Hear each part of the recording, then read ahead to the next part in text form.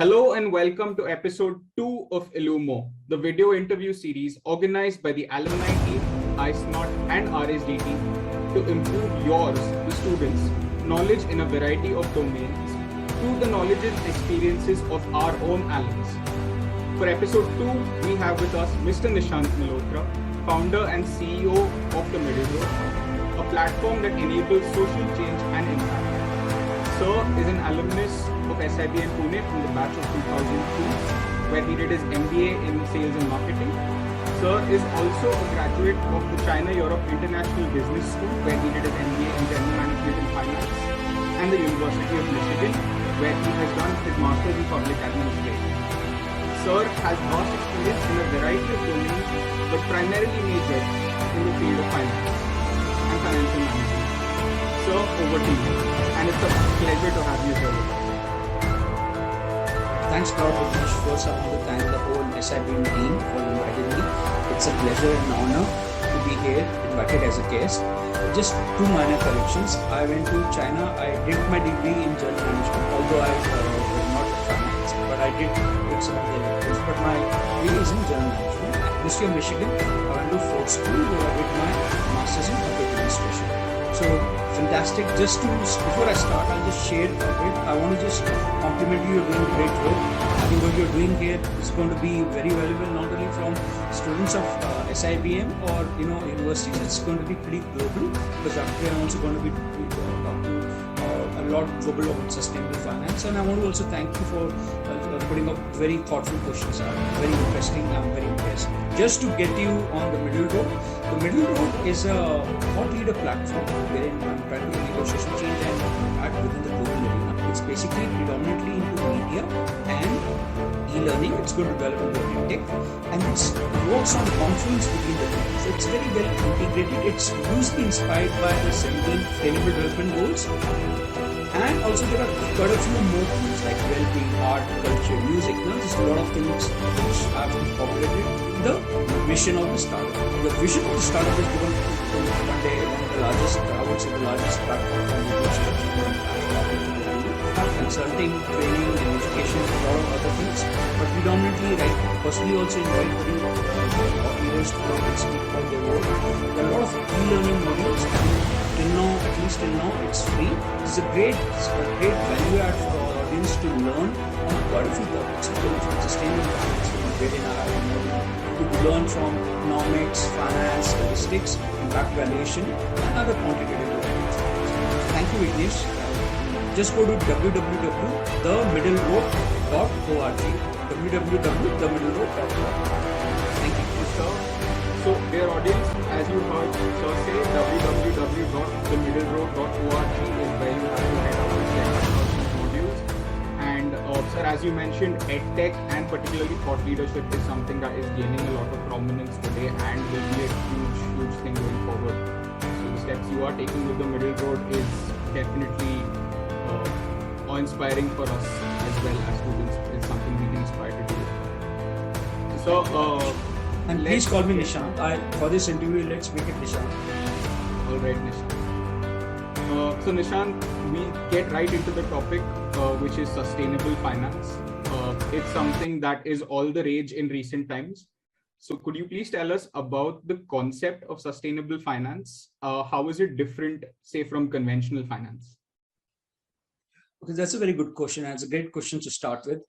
When you are talking about sustainable finance, it incorporates ESG within its themes. So when you are taking these themes, it's very similar to, I would say, conventional finance. When we are talking about sustainable finance, and I'm not go deep, I would keep it into two parts. One would be, of course, we're talking about different kinds of sustainable bonds, sustainable debt, which talking about there could also be loans included in that, and also got a bit of equity. The other could be impact bonds, which very few people maybe don't include it, but I, for my part, the Middle Road has included that also as a part of sustainable finance. If you're looking at debt or loans or equity, it's exactly the same as the conventional part.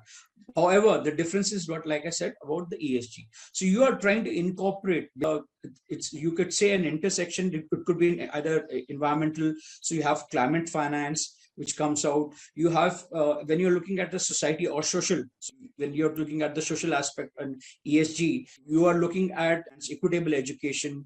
You are looking at, very different themes. For example, climate could also be transport, and then governance. You're looking at various aspects of governance. When you're looking at these three aspects and a finance which is dedicated or targeted, there are a lot of, when we go deep, we'll discuss it as what are the different aspects. But when we are talking about sustainable finance, we are actually talking about these aspects. They have to be doing something which is bettering the environment, bettering the social good of the people, or it could be the governance. There could be things which bonds which could be covering all of them, but more or less it should be related within these themes. Responsible investors, which is what you are looking, you are taking into good the social aspect along with the financial aspect. Right, Nishant. So that would be. So for an MBA student who would want to pursue sustainable finance as a career, what would your recommendations be? Okay, so this is something which I actually wanted to cover in the end. We can do that. I could talk about it. And sure. Yeah, but we can discuss it now, or I think we can take it at the last, because that'll be a message. We can take it towards the end. We can take that towards the end. So then you shed some light upon some of the various aspects that come under the umbrella of sustainable finance. Could you tell us a bit more about that in detail? Sure. So talk about sustainable debt. So when you're talking about sustainable debt, you have, like I talked about, climate bonds, which could be green and blue bonds. Whenever I'm talking about green, it also includes blue, but blue could also be separate. When you're talking about green, it's basically related with the environment. It could be, greenhouse emissions, it could be one, better transportation, focusing on renewable energy. When you're talking about green, it's either into climate mitigation or climate adoption. These are the two basic aspects which green does look at. However, when we look at EU taxonomy, which is like very in depth, it has taken like biodiversity, it has taken other aspects. For example, we could talk about renewable energy. So renewable energy, which how much you are, biodiversity. So these are the things now which are part of green bonds. It could also be as a separate part of blue bonds, because the first blue bond was done for marine ecosystem, and there are different aspects of it. One part when you're talking about green bonds, and like I talked about social bonds. Now the other social bonds, which was the largest increase in 2020, if you see, I think it grew about a tenfold, 1,000%. So now when we are talking about social bonds, it goes to the aspects of helping humanity, which technically is not only related to environment. For example, if I am bettering environment, I'm also helping humanity, because there's been research shown, and that if we keep the climate the way it is going, it's going to end up people more in poverty. So it's all interrelated. However, whenever I'm talking about social bonds, it's very specific into certain aspects which I talked about. Building old age homes. Now that is something which will go in social impact. Building schools which are very equitable, or quality healthcare. Just to give you a few examples. Now these are two aspects. The third bond is sustainability bond. Sustainability bond includes both these themes. And the recent invention which has happened is sustainability linked bonds. These bonds are governed, except sustainability linked, all the three which I talked about, green bonds, social bonds, and sustainability bonds, they are actually linked by the proceeds. Now, the proceeds of when you're raising these bonds are going to be used. That is the predominantly importance of these bonds. That's how you characterize these bonds. Or sustainability linked bonds looks at sustainable factors. It could be KPIs or external credit rating, which is predominantly either holistic, linked to the CSR activities or not. So this is one of the major differences. And sustainability linked bonds, organizations which came out, and we'll come to that. I'll come to that at a later date as we go forward. One part. Now, these are bonds which are very similar. Recently, I actually attended a webinar where we should also know some of the major plays, like ICMA is one of the major plays which comes out with these guidelines. So they were talking about what's the difference between how the sustainability linked bonds could be different, could maybe over a period of time also attract a lot of money from corporates. So that could be a thing which we could also forward. These bonds and conventional bonds. Now this is where we can come out with a difference. They're predominantly very similar. If you're looking at a bond, the bond's going to have a coupon. Of course, the bond size. Now, let's look at the bond size. If I'm looking at a global capital markets, the bond size is about $100 trillion, a little bit more than $100 trillion. And if I compare this now the green bond market is like really going up, but still it's less than 2% or even 1%. I don't know exact figure, which was the total bond market, which should be.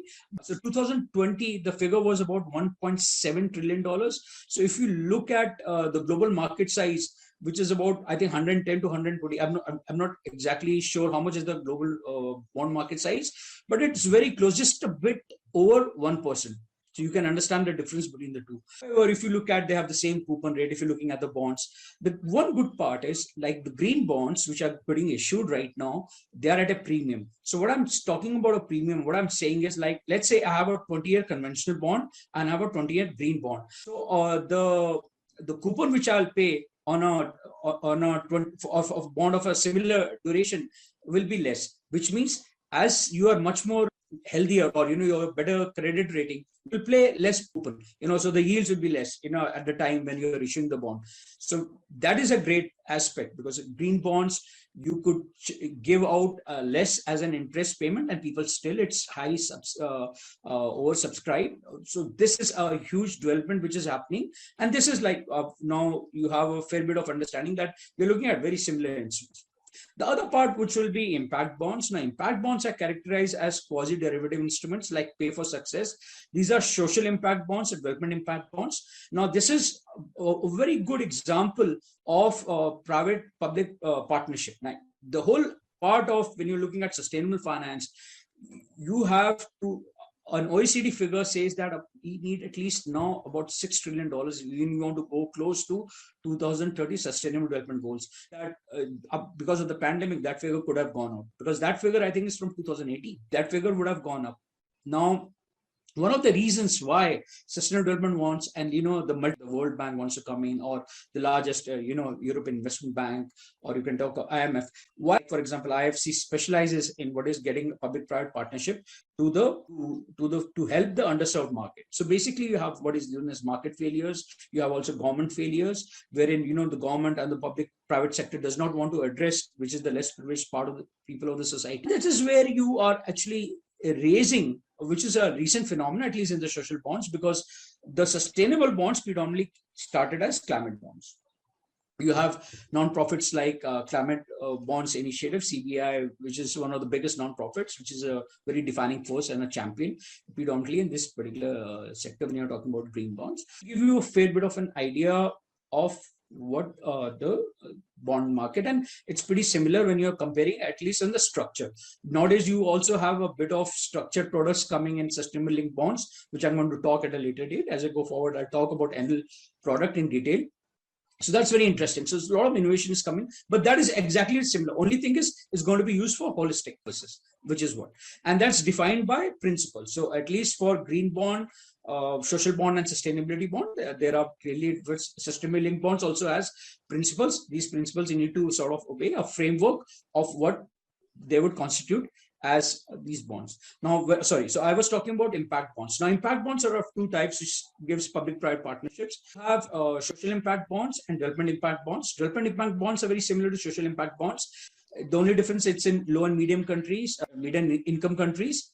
And secondly, these bonds have the payer, which is actually non-government entity. So social impact bonds were first came out with social finance in UK, so where a government entity was there. And so it works on a concept wherein you have a private and a public partnership coming in. You want to address a change. You want to see that change come in. If that change comes in, and we call that change as an intervention.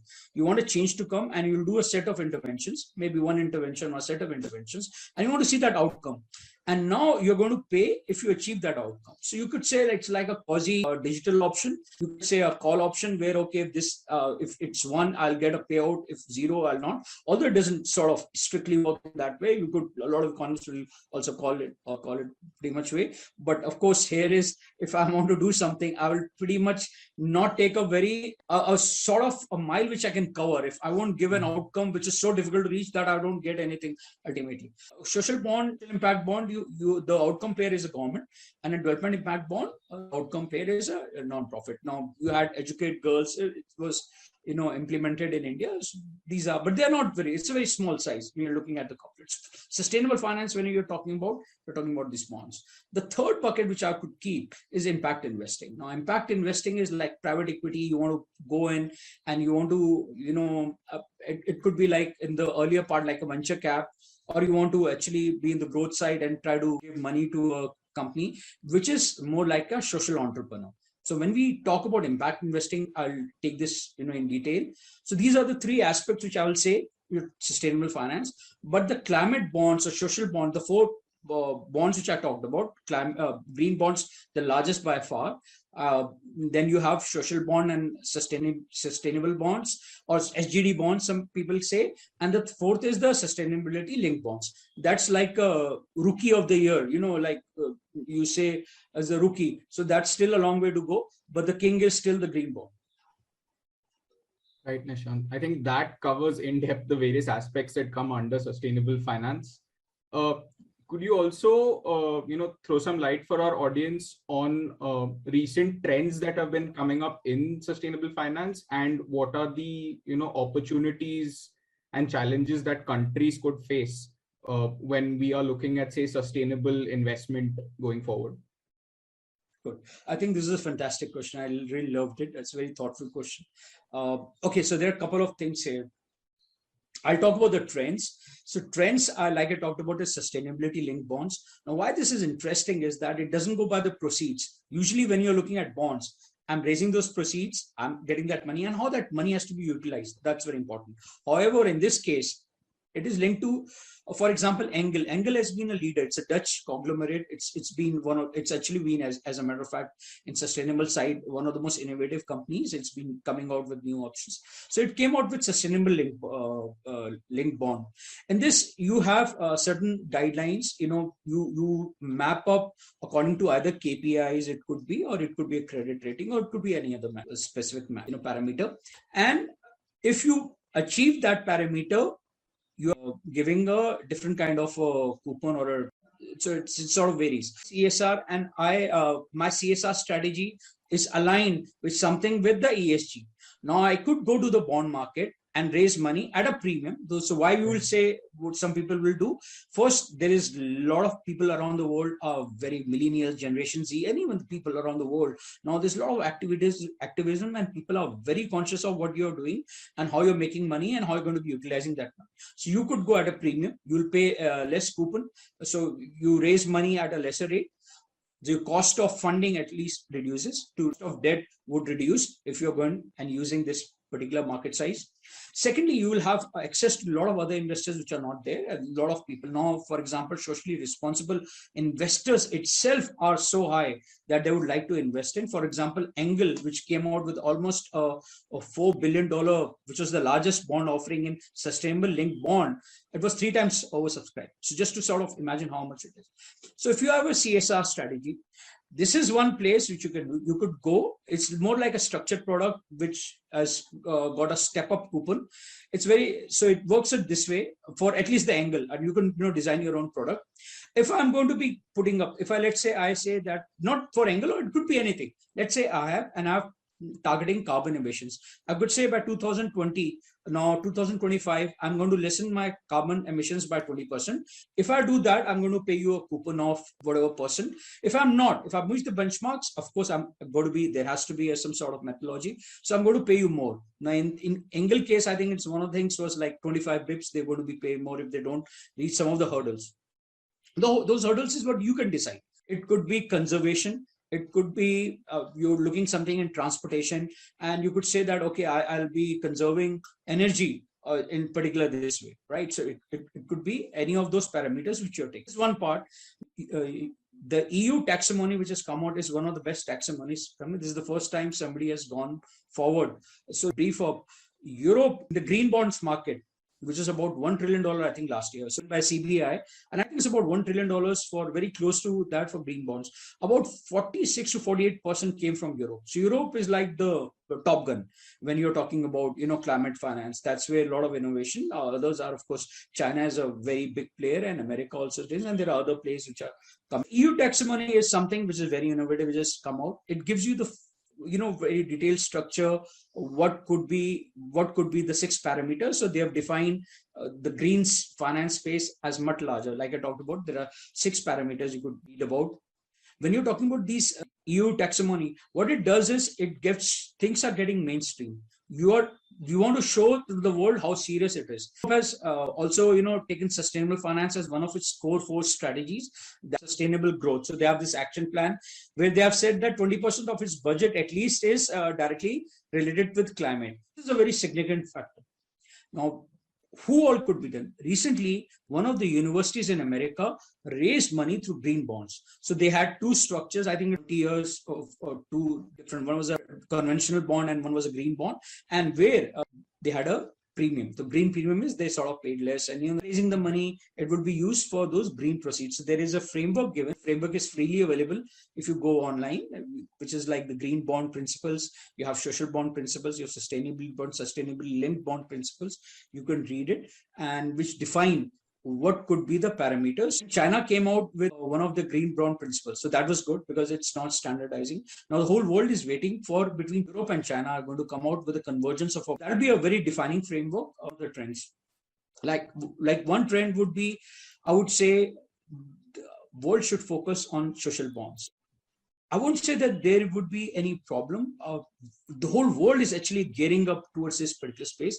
There would be a thrust or a pushback from certain investors who might not want to be liking it. But I feel if you look at how the assets under management is rising, you look at the PRI chart. I mean, it's really going up. There are a lot of issues. For example, Japan came out and they made their pension funds to actually invest in ESG. So if you are a holistic alignment towards it, you should be investing in. For example, Singapore has made a green plan for 2030. There's a lot of opportunity there. We're going to be focusing more on public transport.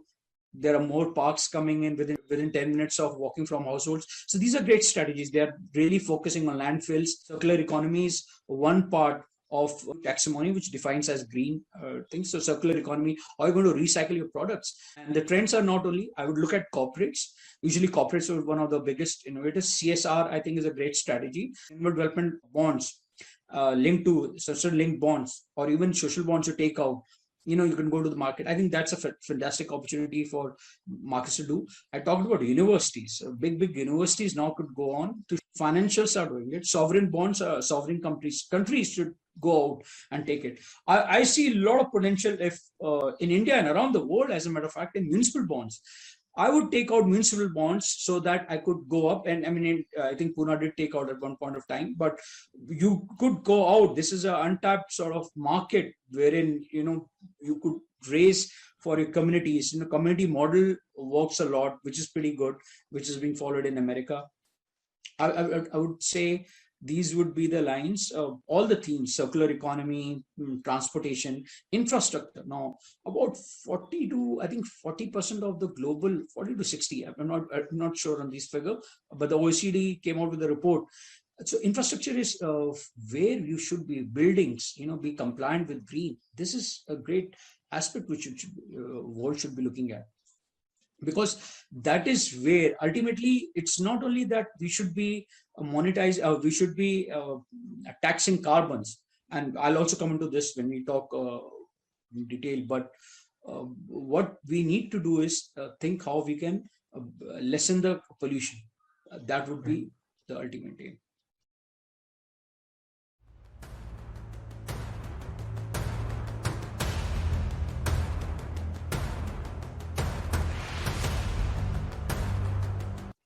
Hello and welcome to episode 2 of Illumo, the video interview series organized by the alumni team, iSmart and RSDT to improve yours, the students, knowledge in a variety of domains through the knowledge and experiences of our own alums. For episode 2, we have with us Mr. Nishant Malhotra, founder and CEO of The Middle Road, a platform that enables social change and impact. Sir is an alumnus of SIBM Pune from the batch of 2002, where he did his MBA in sales and marketing. Sir is also a graduate of the China-Europe International Business School, where he did his MBA in general management, and the University of Michigan, where he has done his master's in public administration. Sir has vast experience in a variety of domains, but primarily majored in the field of finance and financial management. Sir, over to you. And it's a pleasure to have you here with us. Thanks a lot, Vignesh. First, I want to thank the whole SIBM team for inviting me. Pleasure and honor to be here, invited as a guest. Nishant, you had mentioned, with colleges and, other investments such as municipal bonds. So could you talk more about some of the opportunities for both public and private sectors to issue green bonds and loans apart from the... About universities in America where the municipal bond market is very liquid. I mean, you don't have sort of liquid. So I'm talking about the global bond at institutions. For example, Michigan has about 11 billion to, I don't know, 17 billion, I know how much it is, as an endowment fund. So these are the sort of, or Yale fund, when they're looking at huge size where they go to the market, if they are looking at, raising money just to sort of put for some work which is going within the university, that is what I was talking about. Now, when you are looking at municipal bond market, it could be for, work, for example, infrastructure. Now, let's say I want to build a road, right? That is one way of going to the bond market. I want to build a road. I want to build a bridge. I want to build museums. Now, how do I do that? Museum could be a part, although it's strictly, I don't think so it comes in social bonds, whether art still hasn't been very closely integrated.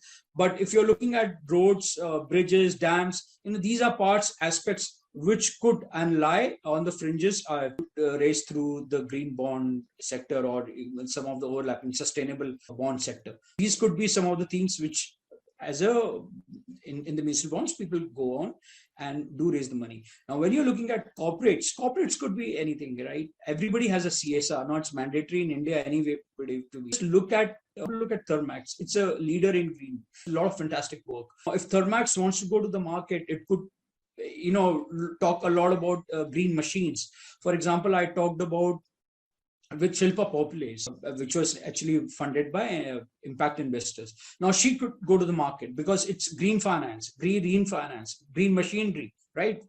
So this aspect comes into. Nishant, you spoke about impact investing. I think this is where we can pick it up again for our audience. So could you explain the concept of impact investing, particularly looking at the financial social return matrix? When you're talking about impact investing, it's basically when you're looking at investing, you're actually always looking for financial return. But when we're looking at impact investing, it's an intersection of social and financial return. Both of these returns, then only it qualifies as impact investing.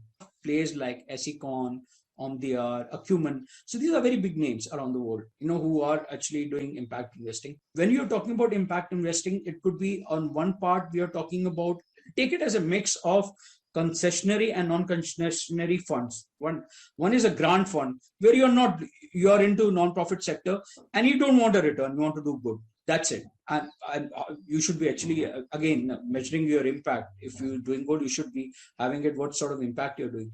However, if that impact you want to know, and you also want a financial return, that is impact investing. You want to go into those sectors where there are now entrepreneurs who are trying to give a solution at the bottom of the pyramid. I mean, that might not be strictly for the less privileged people. For example, I call the middle road a social impact firm because I'm giving the whatever things at free, or if various subscription charges or other paid, it's still is going to have a lot of things which are going to be free for people. It's has a holistic concept behind it that it's not only profit maximization, which is what you would be looking at in a purely conventional sense or a traditional sense, but you want to maximize profit, but as well as do good. So this is what the philosophy of which I feel, and this is what I'm driving in my startup, right? That maximization of profit is not the ultimate goal of the middle road platform. Just to have here a clear-cut definition on. So when you're integrating these two, you are getting I will use the word blending of basically traditional and a concept. So somebody very beautifully described, it could be philanthropic investing, which you're talking about, and you're talking conventional investing. And if you take a mixture of these two, you come with impact investing. Investing is pretty similar. It would go on, it will identify startups maybe which are not listed to fund them up at different points in time. They are not seen in depth how it is done. The expectation is that you are like a social entrepreneur. You could be making, you're sustainable. You have a sustainable business model. You have a sustainable revenue model. You are able to have an impact. If you have enable impact, you're going to be able to measure and show it. A lot of impacts could be very easy to measure. A lot of impacts might not be easy to measure, which I call positive externalities. Basically, a social startup, in a true economic sense, is giving a lot of positive externalities. That's why it's basically subsidized. Its products are much more valuable to the society than what it is priced in. That's why it's known as a part of also a market failure, wherein the positive benefits are much higher than positive social costs. You are not at an equilibrium of demand and supply. That's put it up very, this I think I actually discovered today, right now when I was talking about how to put positive externality. So you could say that impact investing sort of looks for those startups or those entities or actors who are making a positive change in the society through positive externalities, which are not easy to measure. Nishant, one of the things that came to light during the COVID-19 pandemic, with all the lockdowns happening across, was the positive impact that it had on the environment, particularly with industries being shut down, the levels of pollution dropping drastically. I mean, Delhi had its fog levels cut down. China, you could see the sky again for some amount of time. So, with regards to, let's say, countries coming together for strategic alliances, so what do you feel is the scope for strategic alliances, particularly in the case of green bond market development in economies like the G20 and other emerging economies? Okay, before I go to you, it's good you talked about pandemic. I just forgot to mention that in social bonds, one of the major parts was pandemic bonds. And he said, what should be the recent trends? So I think pandemic bonds should be coming out a lot, specifically for countries like India. It was a great way to go to the market, raise money, get our healthcare system up, right? I mean, the number of doctors which we have, open up hospitals all over India, if not oxygen plants, but at least we should have we can't sort of say world class. We should admire what the Western countries are doing, or even like China, how they have also, increased their healthcare system. They're making it much more equitable. So these are the things which pandemic bonds would be very influential, specifically in countries like not only India, Africa, Latin America, a lot of places. Brazil is doing great. Brazil is doing some very innovative things. If you look at Latin America also, in making things more equitable. Now, coming to your question of the strategic alliance, I think it's a very good alliance. It was Swedish Bank, I think SEK, and there's another entity, German entity. I think it's a very good initiative. There's a lot of cooperation. So, a lot of work is being done. For example, in Mexico, if you see, they recently, I was reading, they had about 200 about 200 odd plus $billion where they have raised money to the sustainable development sector. So that is amazing. If we have more cooperation, so there is a report which comes out which looks at G20. Interesting thing is happening, like now people have come out, not only STA, and there's a lot of nexus going on, like what will you do? For example, EU has come out with a taxonomy. I mean, America till now, I don't think so I've heard of it, but if they come out, it's fantastic. India could do it. I've not seen any green bond principles which has come out in India, although India has come out and said that we are going to lessen the number of the carbon footprint by 2030 by 33 to 35%. Now, this is a good initiative. Now, coming out and giving out KPIs, right? These are very important. So if you look at all the countries around the world, there's some very interesting things happening around. There's, people are coming out, things are happening in Australia, things are happening in, like I talked about the Singapore initiative. There's a lot of things going on in Latin America.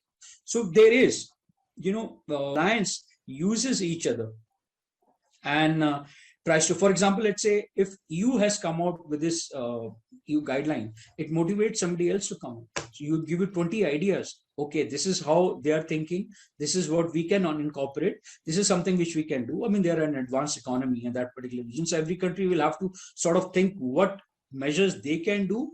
What is more important for me in India? I would still stay like, okay, there's still so many people. I want to open up equitable, more education institutes, or a lot of things which could be very different from what other countries could be doing. So this is one. The other could be coming out, for example, in the STA, they have these trainings. IFC has started a green bond academy. Now, this is an excellent step. This could be for G20 countries or for even more countries where you're actually appraising people or financial institutions. Yeah, you're giving them more knowledge about it.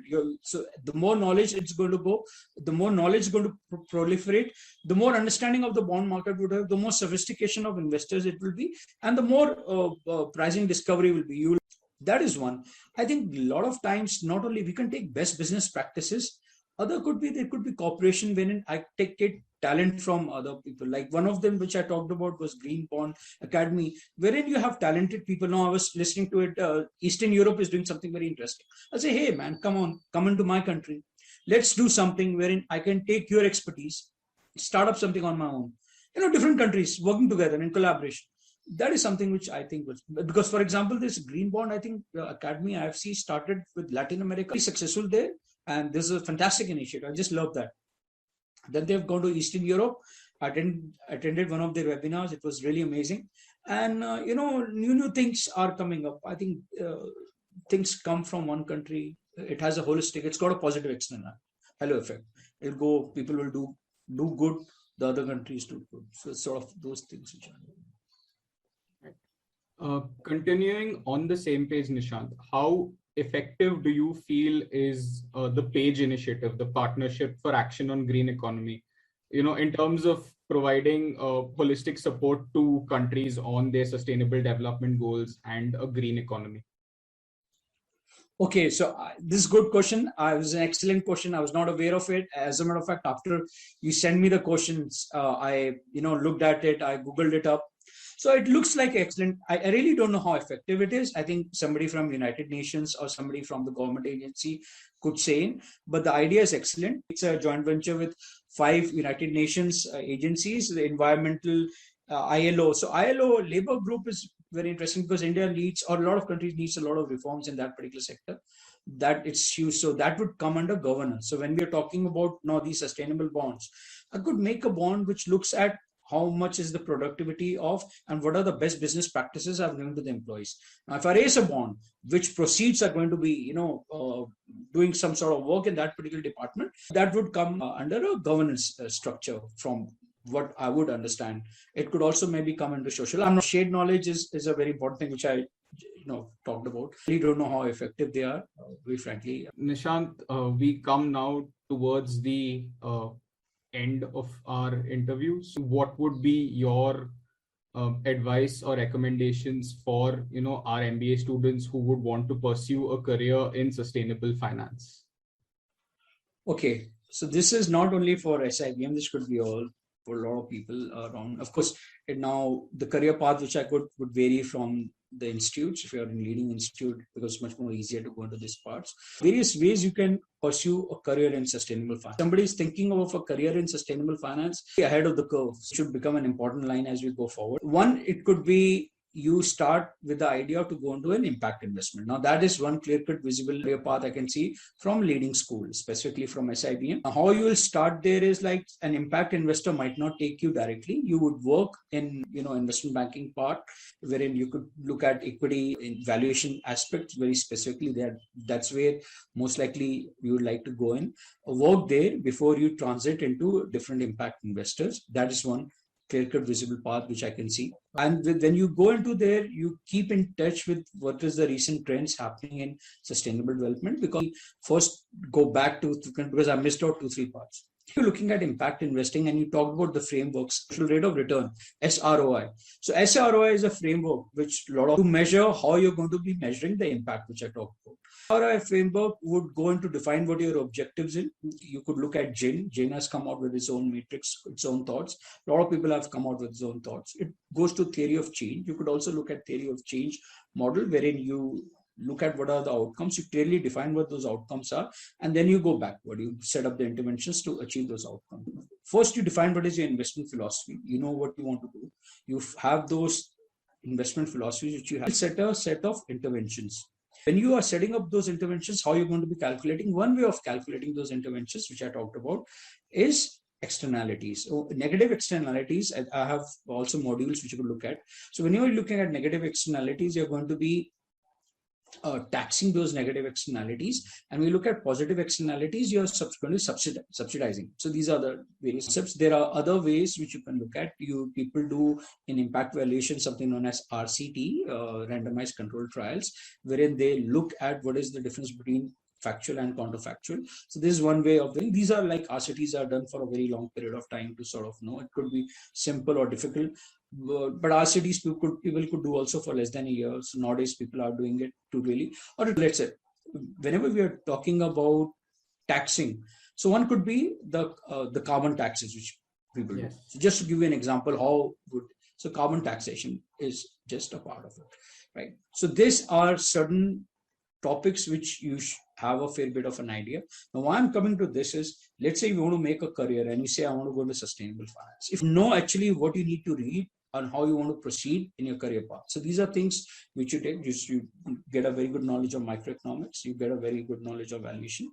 These are things which are going to help you if you want to make a career in sustainable finance, you get a good knowledge of fixed income, right? So one part I've talked about is impact investing. Now, second, what you can do is go to a major bank.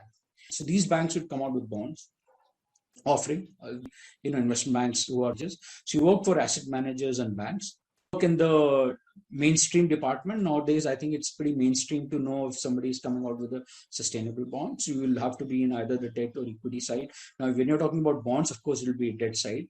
Now, when you're looking at equity, there are a lot of indices which are listed now. So there's an equity portion also wherein you can go in.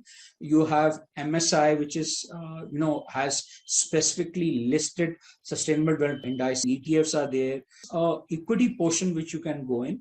You could go again now equity side or debt side. Equity side, you could be, cross-selling products. I think what I see a future trend now, it's good. Another trend which I forgot. I think a future trend would come in equities, which is coming in. Nowadays people are, as US taxonomy in China and other countries will come and there is a lot of more transparency coming in. Now, the other thing which is coming out is like you'll be going to clients and selling equities. Equities would the size of ETFs market, and you could check it up. It's increasing. So that's one part you could go into a bank. The third is you could go to a corporate, and you could be in the social development side, which could be in the CSR side. You could work on an intersection between CSR and their funds. So when you go to a corporate, of course, now here you'll be going to a company which has a well-defined CSR strategy, which is futuristic and which is looking at tapping the capital market in future, if not now, through the sustainable finance route. Such a company would be usually would take a conglomerate.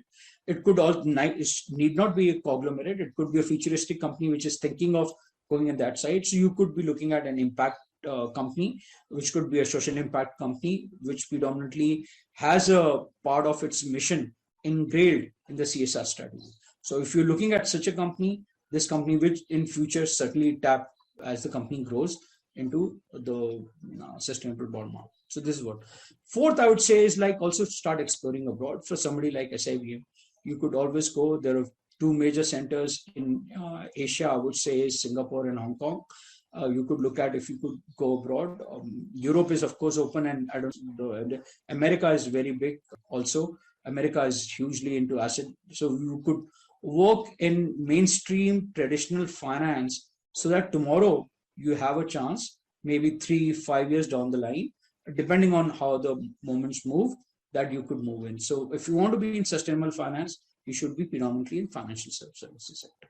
These are I'm not sure. I think that's a pretty comprehensive roadmap that you covered for our students as well as anyone looking for, building a career in sustainable finance. That I think brings us to the end of our interview as well. Nishant, I just forgot another thing. Good, sorry, but because this will help you. Now I think sustainable finance is going to become really big, on sustainable products become big in asset management space, specifically private banking. If you want to make a career, I mean, India would not sort of very highly recommend people to be, if you go abroad, because there's a lot of flexibility to it, but you can work in India and then later on move abroad. There, I was thinking like we look more on structured products, try to be in an international site wherein you have complex structures you can work in. Get a very good idea about structured products, because equally, what I'm saying is sustainable link products would come on these, like for example, step up coupon, there will be a lot of different structures and more complicated structures would come in as you go forward. I would suggest that you have a very good understanding of options. Option market, you should be have a decent edge, and you should have understanding between a put call parity, but rather also what are exotic options. Just look at it, have a brief idea of. Right, Nishant. Thank you so much for that. Nishant, we'd like to take this opportunity to thank you massively for taking time out of your busy schedule to come and educate us about sustainable finance and the various aspects of sustainable finance. You also covered the opportunities, challenges, trends that are coming forward, sustainable development and investment opportunities, where we could see a collaboration between the public and private sectors as well, impact investing and its relevance going forward, and of course how crucial collaborations between nations are, specifically in terms of strategic alliances for green development and green bonds. Nishant, from everyone here at SIBM Pune, we thank you from the bottom of our heart for this opportunity, and we really look forward to hosting you on our Hilltop campus in the near future. Thanks a lot. I really appreciate. Thank you. I'll maybe send you a bit of a note on NL, since I talked about. I think that's a structure which you see, you'll get a fair bit of idea what's happening right now in the market in an international size, whenever I'm talking about international. And thank you. I look forward to meeting you in person. Thank you so much, Nishant. Also, for the audience, the document that Nishant mentioned will be in the description.